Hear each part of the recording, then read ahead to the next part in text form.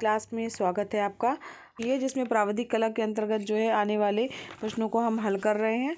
तो इसकी पहली कड़ी जो है हम लोग हल कर चुके हैं, पहला पार्ट हम लोग हल कर चुके हैं, जिसमें जो है क्वेश्चन नंबर 10 तक के प्रश्न जो है हम लोगों ने हल कर लिए हैं और आपको अच्छे से समझ में आ गया होगा। अगर आपने अभी तक उस वीडियो को नहीं देखा है तो चैनल की प्लेलिस्ट में जा के देख सकते हैं। हल कर चुके हैं। आज हमें जो है आगे जो है प्रश्न को हल करना है।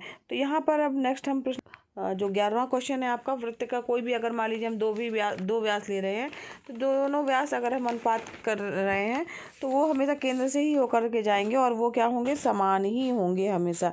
तो यहाँ पर इसका आंसर जो है गा वाला सही होगा, समान आंसर जो है ये सही होगा।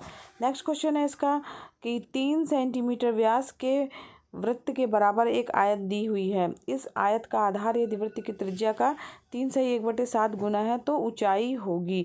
तो यहाँ पर आपको ऊंचाई ज्ञात करनी है कि ऊंचाई कितनी होगी। तो यहाँ पर अगर हम बात कर रहे हैं व्यास कितना दिया है 3 सेंटीमीटर, तो त्रिज्या क्या हो जाएगी आपकी, इस आर का मान क्या हो जाएगा, व्यास का आधा हो जाएगा यानी 1.5।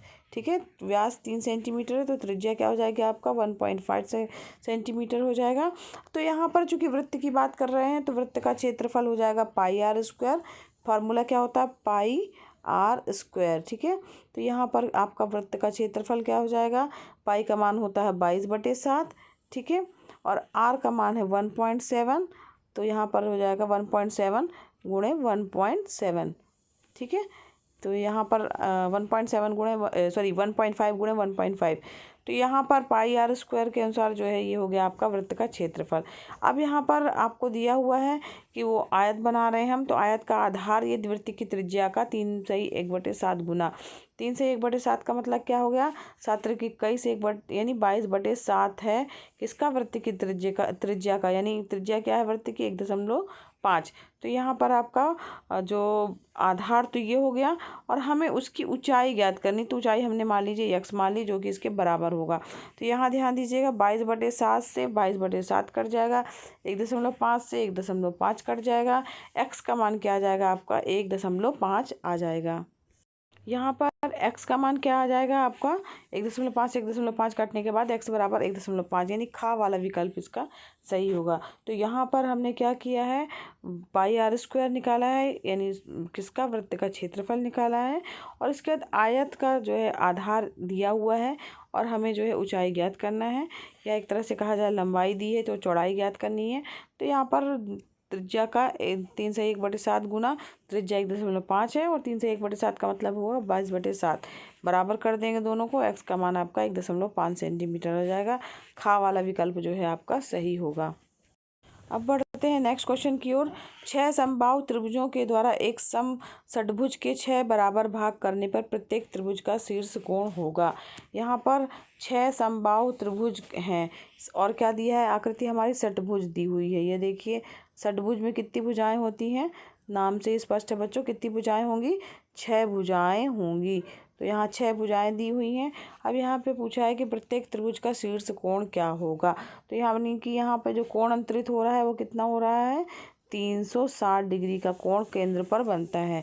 अब चूंकि यहाँ पर जो है कितने करने पर जो त्रिभुज कितने हैं यहाँ पर 6, तो 6 से जब आप भाग करेंगे 6 कम 6 6 6 36 यानी 60, यानी जो शीर्ष कोण बन रहा है उस कोण का मान कितना आ जाएगा, 60 अंश आएगा।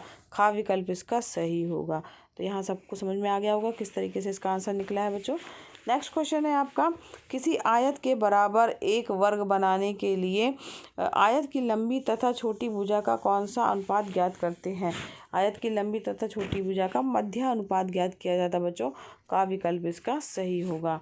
नेक्स्ट क्वेश्चन है बच्चों आपका, 2 वृत्तों के क्षेत्रफल के अंतर के बराबर एक वृत्त बनाने के लिए कौन से त्रिभुज का उपयोग किया जाता है। तो यहाँ पर अगर हम 2 वृत्तों के क्षेत्रफल के अंतर के बराबर अगर हमें एक वृत्त बनाना है तो यहाँ पर हम समकोण त्रिभुज का उपयोग करेंगे। ठीक है, तो यहाँ पर समकोण त्रिभुज घा विकल्प इसका सही हो जाएगा। नेक्स्ट क्वेश्चन है आपका, किसी दीर्घवृत्त के बराबर वृत्त बनाने के लिए दोनों आधे आधे अक्षों का कौन सा अनुपात ज्ञात करते हैं जो कि अभीष्ट वृत्त की त्रिज्या के समान हो। तो यहाँ पर भी हम मध्य अनुपात ज्ञात करेंगे जो कि जो हमारा अभीष्ट वृत्त है उसकी त्रिज्या के जो है वो बराबर होगा।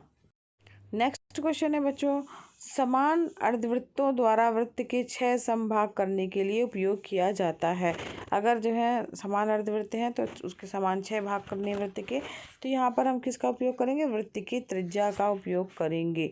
ठीक है, तो यहाँ पर का विकल्प इसका सही आंसर होगा।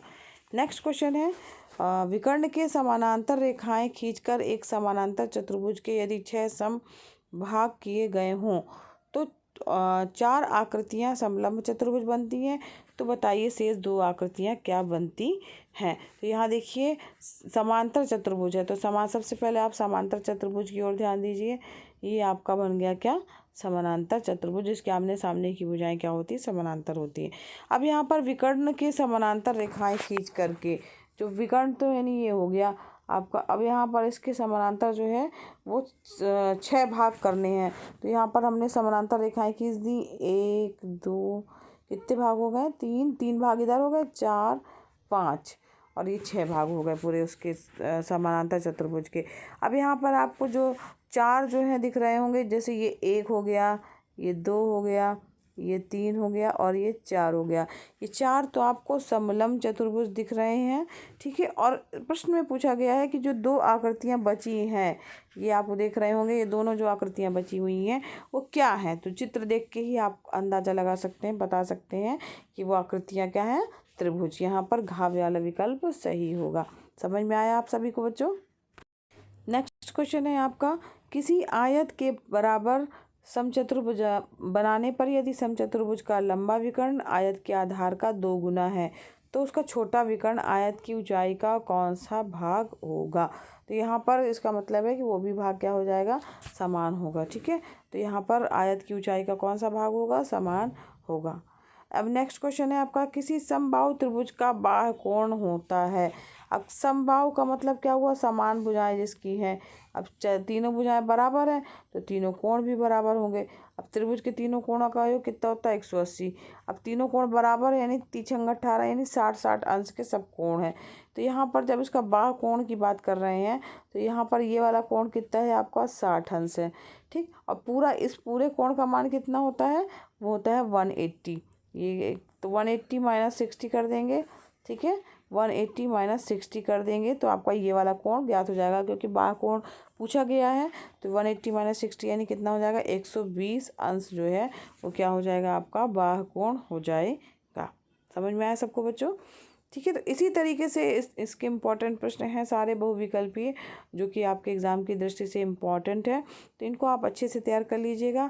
आज की सीरीज में बच्चों बस इतने ही प्रश्न। नेक्स्ट वीडियो क्लास में हम इसके आगे के प्रश्नों को हल करेंगे। अगर बच्चों ये वीडियो आपके लिए हेल्पफुल लग रहा हो बच्चों, तो वीडियो को ज़रूर लाइक कीजिएगा। चैनल पर नए हैं तो सब्सक्राइब कीजिए, साथ ही बेल आइकन प्रेस कीजिए ताकि आपको नए वीडियो का नोटिफिकेशन मिले बच्चों। और प्लेलिस्ट को ज़रूर विजिट कीजिएगा, उसमें आपके विषय से संबंधित वीडियो डले हुए हैं जो कि आपके लिए हेल्पफुल हैं। धन्यवाद बच्चों, मिलते हैं नेक्स्ट वीडियो में।